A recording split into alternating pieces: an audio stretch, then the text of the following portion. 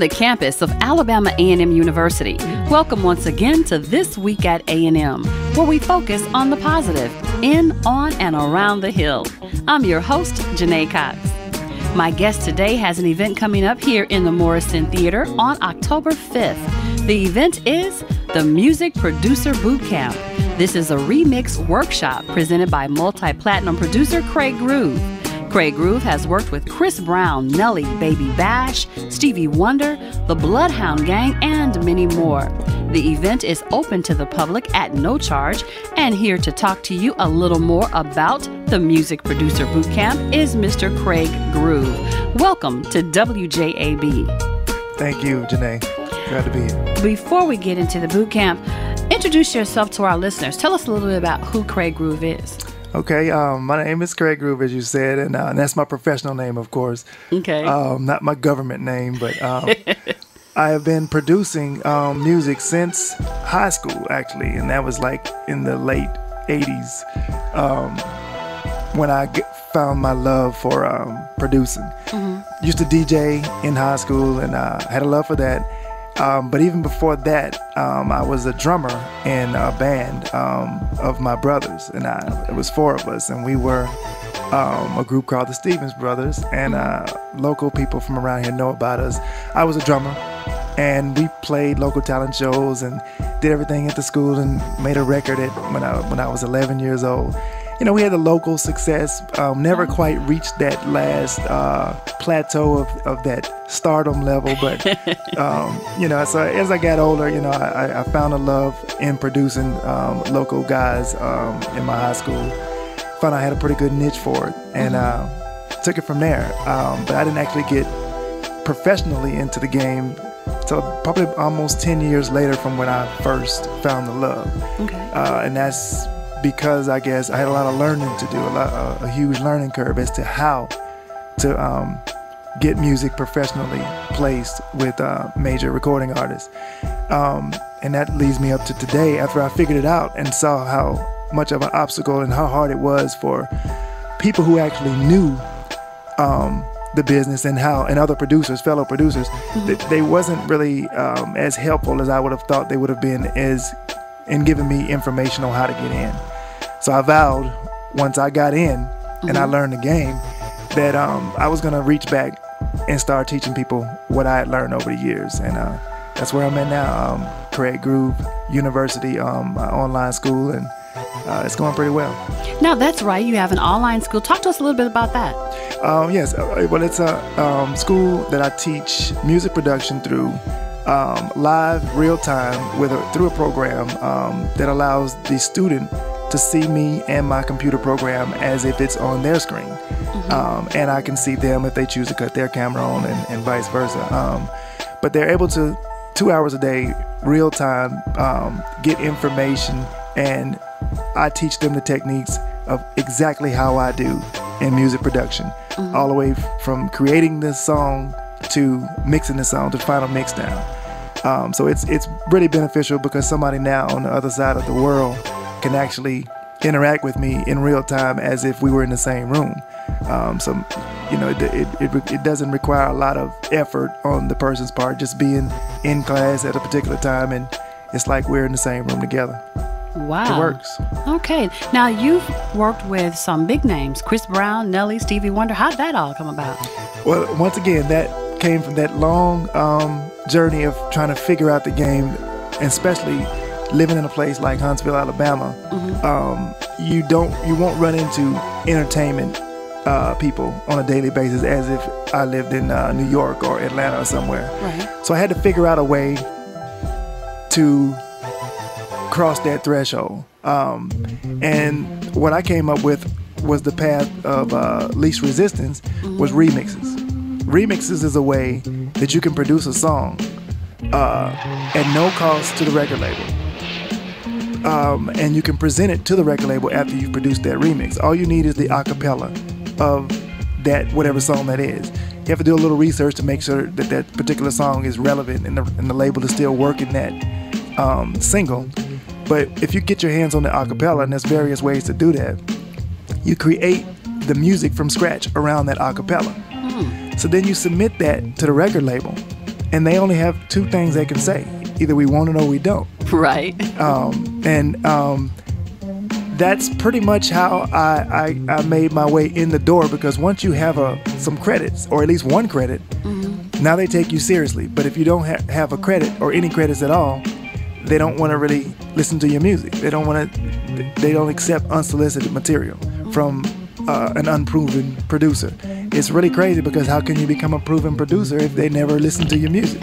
It's that catch-22 right, that we all know so well. Exactly. So I found a way through the back door, and that was through remixes. And that's pretty much the center of what I teach, is how I lived it. And through these remixes, how to make a professional, polished, professional sounding remix, how to submit it to the labels, how to get information of who to submit them to, what's a good remix to try to work on. And that's how I got in. And after getting in, my first recording artist that I got placed was a group called Prophet Jones. They were a Motown recording artist. They had a couple of big singles, back in the early 2000s. And I did a remix for one of their songs. And after that, that particular song ended up being the single. It was the video that was playing on the video stations, BET, and also the song that was getting worked on the radio stations. So from that credit, that very first credit, I was able to go and say, hey, I'm the guy that did this particular song for that group that's on the radio right now, that's burning up the radio. Like, oh, really? Well, come on in, we want to hear what else you got. So now, I'm the same person that just last week that was trying to submit music, but they didn't really want to hear it. A week later, well, not literally a week, of course, but as time went on, now I'm a different person. And so now it's easier to turn 2 into 4. But that first threshold was the hardest to cross. And once you get across, you can get cooperation. That's a good way to say it, cooperation. Cooperate. And so is this what you're going to, I guess, share in the Music Producer Bootcamp? Yes, I'm going to work on this song live in front of everybody. Adele has a single, came out last year, called Set Fire to the Rain. Okay. So I'm going to take that acapella and create a remix to it, in the Morrison Building Theater, so people can just kind of take a lot of the mysticism out of it and see it's not as hard as you may think. You definitely have to have a knack for it. Granted, I've been doing it a long time, but what I do, it's not something that your average person who loves music can't do. You just need to know, simple techniques and tricks of the trade. And once you have that, of course, you definitely. If you were a classically trained pianist, that would be beautiful, but you don't necessarily have to be. Drummers make good producers. DJs make good producers. If you just have a love for music and you have an ear for what sounds good, through the programs that exist today, the music programs, you can produce music pretty simply. As long as you have a love for it and an ear for it. And an ear for it. You said drummers make good producers and DJs make good producers. Right. DJs listen to music and can hear certain things. Now, why do you pick drummers or percussionists? Well, one of the things that DJs and drummers have in common is the BPM. Okay. A drummer has to keep a consistent beat going for the band. The drums are the foundation of a song. So that in a live instrumentation point of view, the drummers have to keep everybody going. The syncopation, the timing, everything has to flow right based on what the drummer is doing. A DJ, when he's DJing, especially live DJs when they're doing parties, they have to take one BPM from one turntable and match it with another BPM on another turntable and blend the song so that it keeps the groove going. Right. I can't really explain exactly really why. But I've just throughout my history, I've learned DJs and producers always end up crossing that threshold. DJs and drummers always end up sliding over into production just from a natural progression because it just feels right. And a lot of the greats that are out there, if they weren't one or the other, they're both. So it works, Wow. Now, this is coming up on October 5th in the Morrison Building Theater. And what's the time? It starts at 11 a.m. 11 a.m. to 1 p.m. 11 to 1. 2 hours. Now, is there something that they have to bring, or? No, just bring yourself. The theater, I think, seats 150, so get there early, because being that it's free, I think it's going to fill up pretty quick. But no, just bring yourself and just sit back and enjoy the show. We're going to have a big screen where everybody can see what's actually happening, on my computer screen. And, I think a lot of people, especially people who, even if you're not a music enthusiast, it's pretty amazing to just see something start from scratch and then hear a finished product at the end. So no matter what your field of interest may be in, you still may be interested in just seeing how this process works. Now, as far as what made you pick that song? But you got the acapella from it, and how do you get the acapella for something like that? Is that a trade secret, or no? That's not a trade secret. Okay. I mean, I definitely teach that, but there's several ways. But even before, your first question is what made me pick that particular song. I stereotypically, most remix producers are looked at as rap producers. And I want to break down a lot of myths, because what I teach and the way I teach it, you can apply it to just about any genre of music.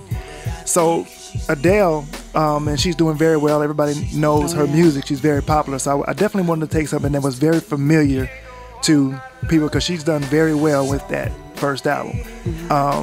And I wanted to take a song that everybody knows, and the original version of how it goes, and then totally flip it to a completely different rendition, even though the vocals are going to be exactly the same.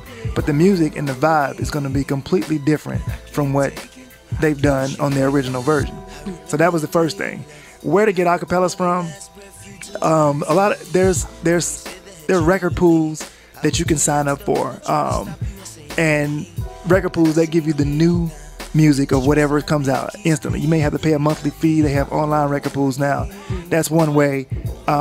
If you know a personal friend DJ who is affiliated with a record pool, he may not be into remixing, but some of the white label vinyl that they'll send a DJ, even the CDs and even the MP3s, they'll give you the instrumental and the acapella versions.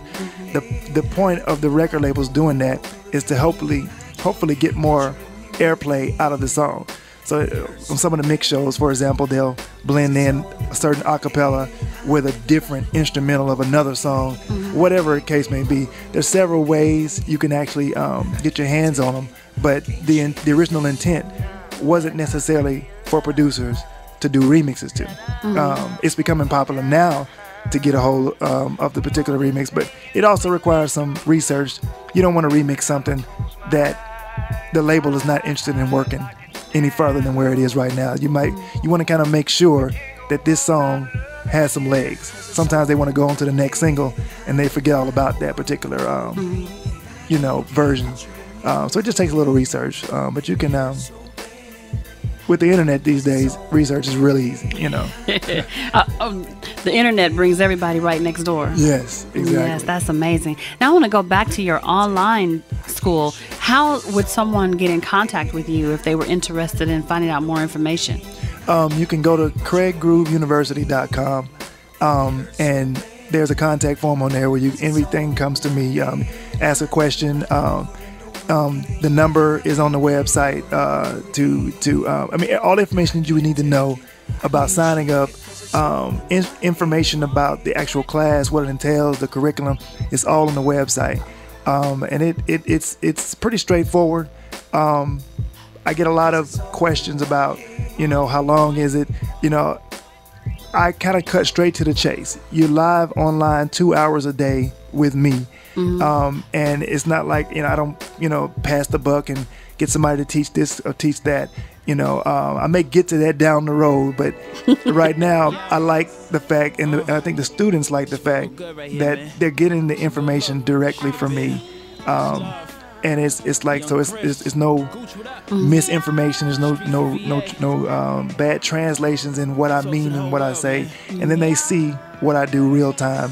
And it's, it starts from setup and it goes all the way down to the final master of the song. And I spend actually 2 weeks emphasizing on the business of being a music producer, which is the most important part. Otherwise, it becomes just a hobby for you. If you just, and there's nothing wrong with making it a hobby, but at the end of the day, it's nice to get a paycheck for something that you love doing. It's not considered work. So I focus on the business at the end of the course. From everything from copyrights, how to copyright your music, how to get a publishing company started, how to start your production company, everything that you need to know on a daily basis to conduct yourself as a producer, entrepreneur in this music business. Now, it's 2 hours a day? Right, 2 hours a day, 4 days a week for 3 months. For 3 months. Okay.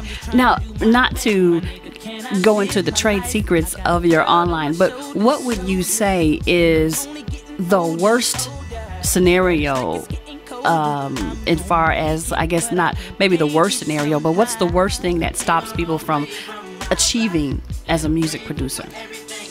I would say follow through. I can teach you everything I know till I'm blue in the face, but it's up to you to follow through and do it. Right. A wise person told me once, the cream always flows to the top, and I may get 10% of the people to actually follow through, and because it's going to require a lot of work and grind on your part to make it happen.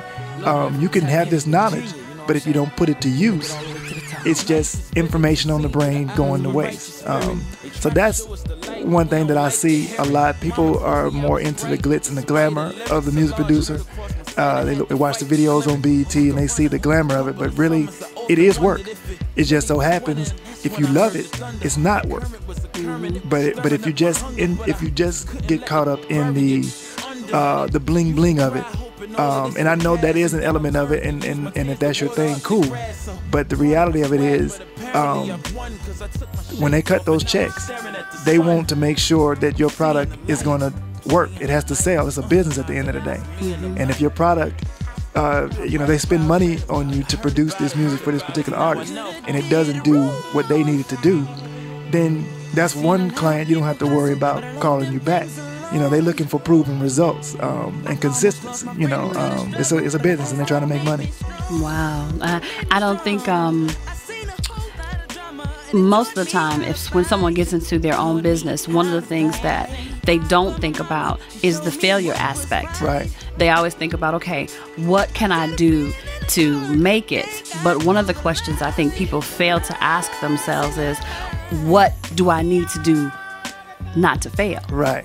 Right. And that's a very important question. Yeah. You got to work. I mean, it's a job, and you have to train yourself. You have to really get in and create yourself a regimen of consistency of what you want to do, and a plan of attack and how you want. I chose remixes. That's not the only way, but those remixes got me more attention, or it got me the attention that I needed to start getting records placed on albums.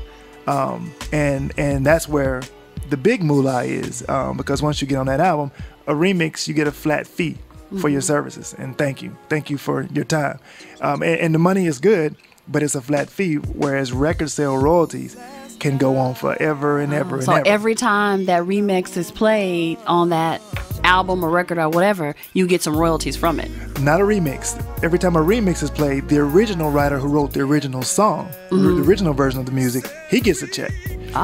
Yeah, he gets, or he gets every 3 months, he gets a quarterly royalties statement in. But the remixer, they cut you a one-time fee. So that's why it's important to get as much as you possibly can on that front end, because you're never going to see another dime on that remix. But if you're smart, you'll use that remix as promotional material for yourself. All my remixes are called the Craig Groove Remix. So when you Google it, that name or Craig Groove Remix or Craig Groove, all of this stuff shows up. And that's a secret. I'm not gonna say a secret, but that's what I teach. I encourage people, don't call it the Nuck Nuck and Ray Ray remix. Call it something that makes sense for your marketing. Something so that you show up on the radar, so that when these people go to verify your work, and they do, they can. And and it's okay when he checks out. So come on in, let me hear what else you got, because we need songs for this particular album or this particular album. And so now, when you Craig Groove, that name, that's a patented name. Right. So that's another aspect that you talk about. Absolutely. I mean, anything that you do when it comes to business, you're creating a brand. You need to create a brand for yourself. And in that brand, everything, my DVDs, for example, they have the covers all have a certain look. That was by design because I'm trying to get people familiar with that look, so that when you see when the next one come out, they can immediately, okay, yeah, I recognize that. That's a Craig Groove song. Exactly, Okay. exactly. So the first DVD came out in 2005, and it's still selling to this day. I mean, I just shipped one today, or I'm going to ship one to South Africa. I mean, it's like there is no limit to the residuals on something like that when you own a product. And I'm still amazed at how it's the gift that just keeps on giving and giving and giving. But the first thing is, my philosophy of what I've learned is, if you make it, they will come. That's all right. I like that. The Music Producer Boot Camp coming up on October 5th, 11 a.m. to 1 p.m. Yes. All right. Presented by multi-platinum producer Craig Groove. And the online college that you have, yes. Give us that information again. Their website is www.craiggrooveuniversity.com. And from there, everything that you would need to know is listed. Contact me if need be. We can talk about it. I can give you any information that you may need over the phone if necessary. But when you call, that's who you'll be talking to, is me. You won't get the receptionist. The phone will be forwarded directly to me. All right, so hands-on. And this is a great place to start. I mean, you're here in the Morrison Building, Fine Arts Building, where all the music happens, everything goes. What do you want the people that come out to learn or to take away from this boot camp? I want to take the mysticism out of what it is to be a music producer. Take all of the illusions and strip the BET stuff off, strip it away, and get down to the nitty-gritty and find out what it takes to pull something like that off. When you come to this event, you're not going to see a full-fledged recording studio with all the cool lights and the $1 million mixer boards. You're going to see very minimal equipment, but you're going to see phenomenal results. And that's what I want people to understand, is that the times have changed from the days of when you needed a lot of expensive gear to do something like this. Technology has made it in the favor of the little guy. So, but now the question is, what are you going to take? You're going to take this information and benefit from it on a major way. That should be the goal, is to look at the fact that I can do what he's doing. If this is something that I'm interested in, he's showing me that it's not as hard as I may have thought it was. And I feel like I can do that. I want people to feel like that they can do this too. My philosophy is, I am Craig Groove, and so are you, because we're no different. We're the same people. I mean, some of the same issues that you may be going through trying to learn. I've been through that, and I want to show people that it doesn't have to be that hard. There's somebody here that will walk you through it. All right. I like that. So you are Craig Groove, or I am Craig Groove, and he is Craig Groove. Everybody's Craig Groove. Right, we all Craig Groove. We all Craig Groove. That's all right. So once again, the Music Producer Boot Camp coming up on October 5th right here on the campus of Alabama A&M University in the Morrison Fine Arts Theater on October 5th from 11 a.m. to 1 p.m. Thanks for coming to WJAB. Thanks for having me. All right. Hope you come back later on and tell us about some more remixes and things that I will introduce us to some more of the life. Okay, I sure will. All right. This has been This Week at A&M. I'm Janae Cox. Thanks for listening. Coming up next, all things considered from NPR as well as National Public Radio News. And after that, more afternoon expressions with Marcus Sims right here on 90.9 FM WJAB.